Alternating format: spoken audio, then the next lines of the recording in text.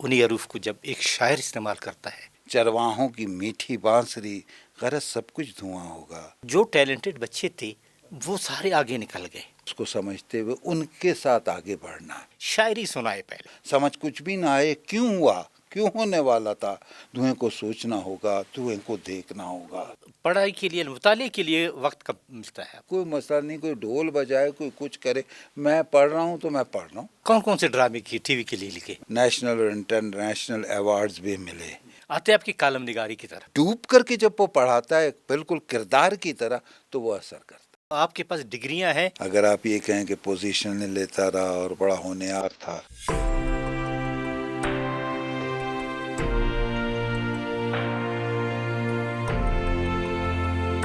بسم اللہ الرحمن الرحیم. السلام علیکم. نظربان بلوچستان کے پلیٹ فارم سے آپ کا میزبان قیوم بیدار. ناظرین، حروف کی خوشبو، جو عرف ہوتے ہیں ان کی اپنی ایک حیثیت ہوتی ہے، اپنی اہمیت ہوتی ہے. ان حروف کو ہمارے شعراء، ہمارے ادبا، ہمارے قلمکار کس طرح استعمال کرتے ہیں. اگر ان کو ایک صحافی استعمال کرے تو اس میں وہ نالج یعنی تحقیق طلب اور تشنگی بھی رہتی ہے. پھر انہی حروف کو جب ایک شاعر استعمال کرتا ہے تو دل کو چھو لیتی ہے. اس طرح ان حروف کو مختلف ادبا، مختلف شعراء، مختلف قلمکار اپنے اپنے انداز میں استعمال کرتے ہیں. تو آج ہمارے اس پروگرام کے مہمان ہیں بلوچستان کے معروف کالم نگار، شاعر، ادیب پروفیسر ڈاکٹر عرفان احمد بیگ. بیگ صاحب خوش آمدید. شکریہ. ناظرین، میں یہ بتاؤں کہ عرفان احمد بیگ بلوچستان کے وہ ادیب اور شاعر ہیں جنہوں نے ملکی سطح پر اپنے آپ کو منوایا. ویسے تو بلوچستان زرخیز ہے، ہماری جو زبانیں ہیں، بلوچی ہے، براوی ہے، پشتو ہے، فارسی ہے، اپنی اپنی زبانوں میں لکھتے ہیں. لیکن عرفان احمد بیگ صاحب نے اردو میں کالم نگاری کے حوالے سے، شاعری کے حوالے سے اور تحقیق کے حوالے سے بہت کام کیا. ہم ان کو خوش آمدید کہتے ہیں. بیگ صاحب، سب سے پہلے تو اپنی ابتدائی زندگی کے حوالے سے بتائیں کہ اس اسٹیج تک کیسے پہنچے. دیکھیے، میں کوئی بہت مطلب اگر آپ یہ کہیں کہ پوزیشن لیتا رہا اور بڑا ہونہار تھا تو اس طرح نہیں تھا. اور بطور ماہر تعلیم اب اس مقام پر جو پہنچا ہوں تو میں یہ جانتا ہوں کہ تخلیقی ذہن رکھنے والا شاید وہ جو نمبر لیتے ہیں اور پوزیشن لیتے ہیں وہ اس میں نہیں ہوتے. اس کا ذہن جب وہ پڑھ رہا ہوتا ہے، سمجھ رہا ہوتا ہے تو اس کے ساتھ اور بہت سے پہلوؤں پر اس پر سوچ رہا ہوتا ہے. نمبر ایک. اب رہا سال شاعری کا تو میں نویں جماعت میں تھا تو جب نظم اور شاعری پڑھی جاتی تھی تو میں اسی وقت فی البدی اس کو مزاح کے طور پر یعنی اس کی پیروڈی کرتا تھا. اچھا. ساتھ جو ڈیسک پر بیٹھے ہوتے تھے وہ ساتھی ہنس جاتے تھے، ہنستے تھے تو وہ کلاس ڈسٹرب ہو جاتی تھی اور وہ کھڑا کر کے پھر ہمارے زمانے میں تو ڈنڈا خوب پٹائی ہوتی تھی ادھر ادھر کر کے، لیکن باز نہیں آتے تھے. ایک دن اس ٹیچر نے پوچھا کہ تم لوگ ہنستے کیوں جب میں خصوصاً شاعری پڑھاتا ہوں، نظم. بولتے سر یہ جو ہے اس کو چینج کر دیتا ہے، تبدیل کر دیتا ہے، اس پیروڈی کا تو ہمیں پتہ ہی نہیں تھا. بہرحال کر دیتا. اس نے کہا اچھا ذرا کھڑے ہو جاؤں. بولتا میں تم کو، اس نے مجھے بڑا وہ کیا کہ موٹیویٹ کیا کہ میں بالکل تمہیں نہیں ماروں گا. ارشد صاحب ان کا نام تھا. آپ بتاؤ. تو میں نے جو بتایا تو وہ بھی کھلکھلا کر ہنسنے لگا. بولتا ظالم تیرے اندر تو ابھی سے ایک شاعر چھپا ہوا ہے. اچھا تو مجھے اندازہ ہوا کہ میں شعر کہہ سکتا ہوں. پھر میں نے اسی عمر میں ایک شاعری شروع کی اور اس زمانے میں یہ ہمارا عالمیہ ہوا تھا مشرقی پاکستان کا. تو اس کا مجھے ایک یاد ہے کہ اے شوق سپاہی تیرا بھولا ہوا افسانہ، گمنام لہت تیری شہرت سے ہے بیگانہ، واہ، پینے سے جھجکتے ہیں وہ لوگ ابھی تک بھی جو تجھ کو سکھاتے تھے کبھی جرت رندانہ. یہ مطلب ہے کوئی 15-16 سال کی عمر کی میری وہ ہے شاعری. کون کون سے ڈرامے کی ٹی وی کے لیے لکھے؟ میں نے ساحل کیا، بھرم کیا، 50-55 منٹ کے ہوتے تھے. اور آپ تو خود بھی جانتے ہیں کہ ڈاکومنٹریز میں نے کافی لکھی، ڈاکومنٹری اور آپ نے تو بہت کی ہے، ڈاکومنٹریز میرے ساتھ بھی کی ہے. مجھے نیشنل اور انٹرنیشنل ایوارڈز بھی ملے. نہ صرف پی ٹی وی کے لیے، میرا خیال ہے کم از کم 50 ڈاکومنٹریز تو میں نے لکھی ہیں. جی. اور اس کے علاوہ نجی شعبے میں دوسرے اداروں سے ابھی بھی لاہور سے کو آئے ہوئے تھے، پی ٹی وی کے تھے، انہوں نے 2-3 ڈاکومنٹریز دکھائی. تو یہ ابھی تک بھی ڈاکومنٹریز کا، بلکہ ڈاکو ڈرامہ جو اپنے یہاں سلسلہ چلا وہ میں کرتا رہا.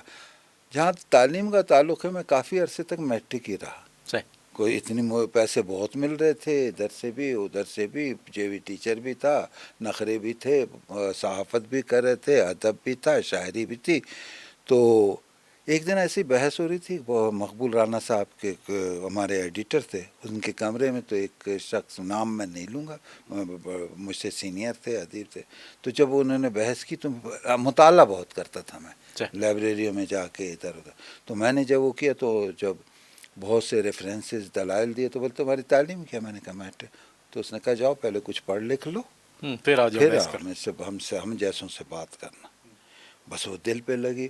دوسرے سال میں نے ایف اے کر لیا، 2 سال بعد بی اے کر لیا، پھر ایم اے کر لیا سوشل ورک میں، پھر ایم اے ہسٹری میں کر لیا، پھر بی ایڈ کر لیا، پھر ایم ایڈ کر لیا، پھر ایم فل میں اردو کر لیا، ایم فل اردو کر لیا، پی ایچ ڈی. پھر چل سو چل، مطلب وہ سارا سلسلہ وہ چلتا رہا. میں اس کو دعا دیتا ہوں کہ اس نے مجھے مطلب گو کہ اس نے طنز میں کہا لیکن آپ نے دل وہ پہ میرے لے لیا. کام آیا.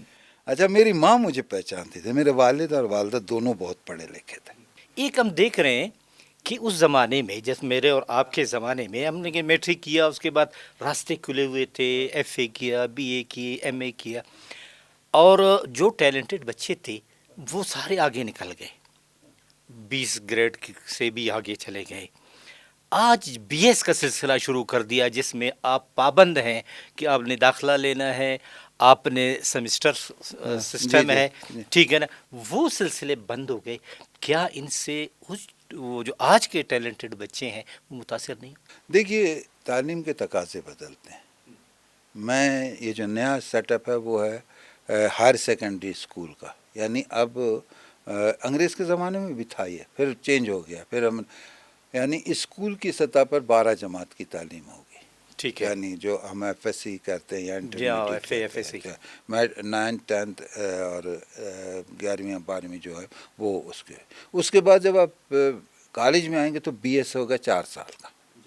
اور اس کے بعد جو ہے ایم ایس سی یا ایم اے، یا ایم اے تو ختم کر دیا گیا، ایم ایس یا ایم فل اور پی ایچ ڈی، یہ جو ہے یونیورسٹی کی سطح پر ہو گیا. اب ہوا یہ ہے جو میں بار بار کہتا ہوں کہ ہم نے جو روایتی تھے نا، اب ہم نے کر لیا اردو میں، ہسٹری میں. اس وقت اس کی اہمیت تھی، ہم نے اس میں وہ کیا کہ آبادی کم تھی، یہ مضامین اس وقت مارکیٹ میں تھے، جاب مل رہا تھا. اب زمانے کے تقاضے بدل گئے. اب جو ہے انٹرنیٹ ہے، کمپیوٹر سائنس ہے، اے آئی، آرٹیفیشل انٹیلیجنس ہے، اور جو شعبے ہیں وہ بڑھ گئے. ان کی تعلیم کی ضرورت ہے. اب جتنے بھی تقریباً 40 شعبے ایسے ہیں پاکستان کی 250-300 یونیورسٹی کے اندر جس کی جاب مارکیٹ میں ضرورت نہیں ہے. اور وہ تمام کے تمام شعبے آپ آن لائن یا اپنے طور کے اوپر پڑھ کر یا اس کے اندر آگے جا سکتے. کیا زمان صدیقی جو ہے، خلیق زمان صدیقی ہیں، کیا آپ نام میں بول رہا ہوں پوری طرح، کراچی کے اپنے زمانے کے، آج جب ہمارے بزرگوں میں وہ شاعر بھی تھے اور زبردست سائنسدان جنہوں نے بہت تحقیق کی بنیاد رکھی. اسی طرح علامہ مشرقی جو ہے، ان کا ادب اور اس کا بھی تعلق دیکھ لیں، اور میتھمیٹیشین بھی تھے وہ زبردست. تو یہ ایکسکیوز یا یہ الگ بات ہے کہ ہم یہ کریں گے. اور یہ جدید تقاضے ہمیں انٹرنیشنل اس کو سمجھتے ہوئے ان کے ساتھ آگے بڑھنا ہے. لیکن دیکھیے، اس زمانے میں جاب زیادہ تھی، یعنی ہم میٹرک سے نکلے، ہمارے لیے تو بہت، ہم نے ایک جگہ اپلائی کی جناب، وہاں پہ بھی ہوا، دوسری جگہ اپلائی کی، وہاں پہ ٹھیک ہے مواقع تھے. سن ہے نا میں آپ کو آج آپ کے پاس ڈگریاں ہیں، جاب نہیں ہے. دیکھیے نا، میں ایک کی دو وجوہات ہیں. ایک تو یہ ہے کہ پاکستان جب آزاد ہوا تو اس وقت مشرقی مغربی پاکستان اور آج کے پاکستان کی کل آبادی 1951 کی پہلی مردم شماری کے مطابق جب یہاں سے جو ہے 40 لاکھ کے ہندو سکھ کے اور وہاں سے 65 لاکھ کے مسلمان واپس آئے تو 3 کروڑ 40 لاکھ تھے. آج ہماری آبادی، اس وقت برطانیہ کی آبادی 5 کروڑ 30 یا 40 لاکھ تھی. برطانیہ کی آبادی 6 کروڑ ہے، ہماری آبادی 25 کروڑ. یا تو ہماری آبادی کے ساتھ بڑھنے کے ساتھ ساتھ وہ وسائل، وہ ڈیولپمنٹ، وہ سب کچھ ہوتی تو بہت اچھی بات تھی، لیکن وہ نہیں ہو سکی. ہم اس کو توازن نہیں کر سکے. دوسرا یہ کہ ہم نے سارا کا سارا زور شروع سے لگایا 1900 تقریباً آپ یہ سمجھ لیں 90 تک جو ہے، بلکہ 99 تک وہ سارا کا سارا سرکاری طرف، سرکاری جاب، سرکاری یعنی 2000 تک. ہاں 2000 جو نیا ہزاریہ آیا تو دنیا چینج ہے.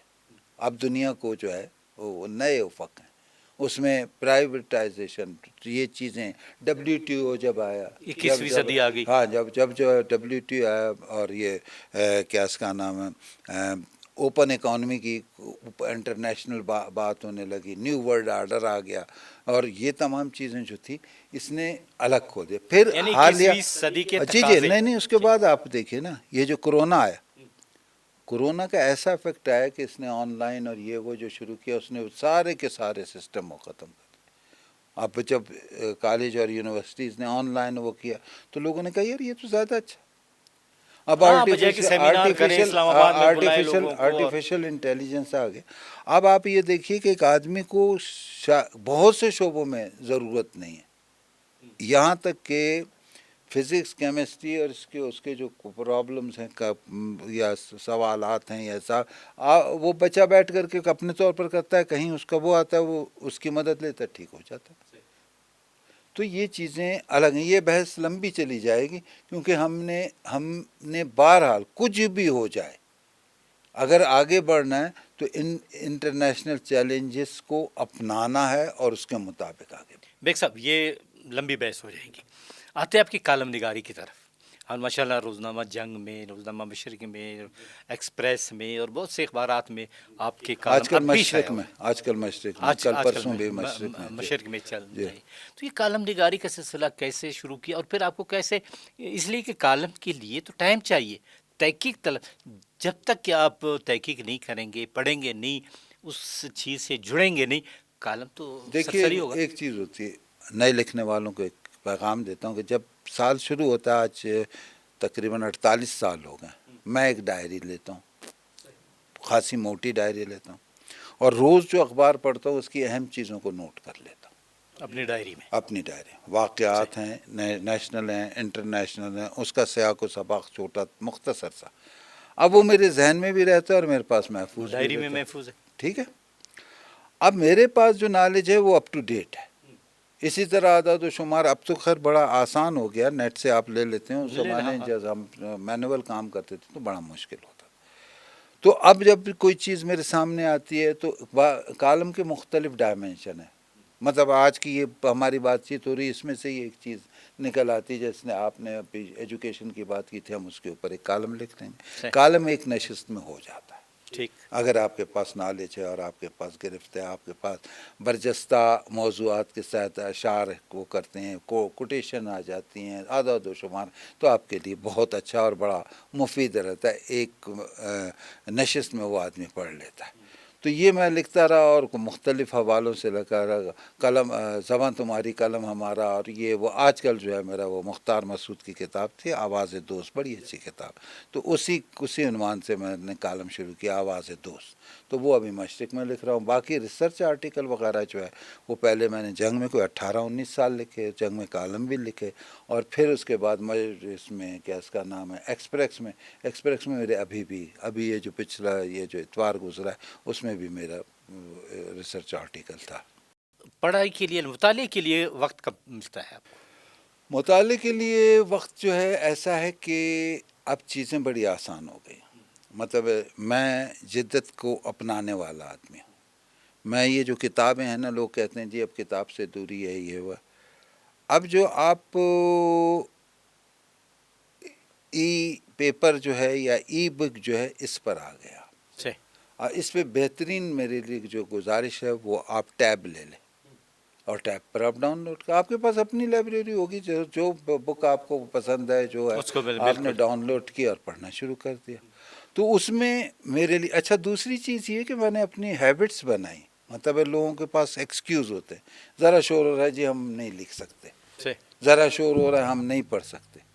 میں نے مشرق میں جب میں شروع میں آیا 21-22 سال کی عمر تھی، اور اس کے بعد جب میں ڈیسک کے اوپر سب ایڈیٹر ٹرانسلیشن ہو تو ایک آدمی وہاں پر ریڈیو مانیٹر کر رہا ہوتا تھا. پرانا زمانہ ہے نا، وہ ریڈیو کی خبریں دیکھ رہا ہوتا تھا، ایک کوئی اپنی بات کر رہا تھا. ہمیں توجہ کرے وہ کریڈ لاتے تھے اس کے اوپر ہم دیکھتے تھے اور ہم نے اس کے اوپر فوکس کرنا ہوتا. میں نے اس کو اتنا راسخ کر لیا کہ میرے لیے اب کوئی مسئلہ نہیں، کوئی ڈھول بجائے کوئی کچھ کرے، میں پڑھ رہا ہوں تو میں پڑھ رہا ہوں، میں لکھ رہا ہوں تو میں لکھ رہا ہوں. اور یہی میں نے ٹیچنگ میں اپنایا کہ جب آپ بول رہے ہوتے ہیں تو کئی آوازیں آ رہی ہوتی ہیں، ادھر ادھر کوئی کچھ کہہ رہا ہوتا ہے. مطلب اب ہمارا کالج جو ہے وہ بازار کے بیچ میں ہے، یونیورسٹیاں بھی اب ہمارے جہاں میں وزٹنگ پروفیسر رہا، تو شور شرابہ آپ کے نالج میں اور جو آپ پڑھا رہے ہیں جو ڈلیور کر رہے ہیں، اور آپ نے اس کو کس طرح کیپچر کرنا ہے ان تمام کو اپنی طرف. اور وہ توجہ میں ان کو بچوں کو بتاتا ہوں. اگر آپ نے کسی کو سیکھنا ہے کسی چیز کو تو ہم بچپن میں چھوٹے چھوٹے کاغذ کے پرزے کر کے اور وہ میگنیفائنگ گلاس سورج کی طرف کرتے تھے اور اس میں آگ لگ جاتی تھی. یہی چیز آپ نے فوکس کرنی ہے پڑھتے وقت بھی اور پڑھاتے وقت بھی. ان کو سب کو اس طرح جیسے وہ ساری شعائیں اور اپنے آپ کے اوپر مرکوز کریں. کمانڈ آپ کا نالج ہونا چاہیے، آپ کی ادائیگی ہونی چاہیے، آپ کا اسٹائل ہونا چاہیے. شعر پڑھنے کا اسٹائل الگ ہوتا ہے، نثر پڑھنے کا اسٹائل الگ ہوتا ہے.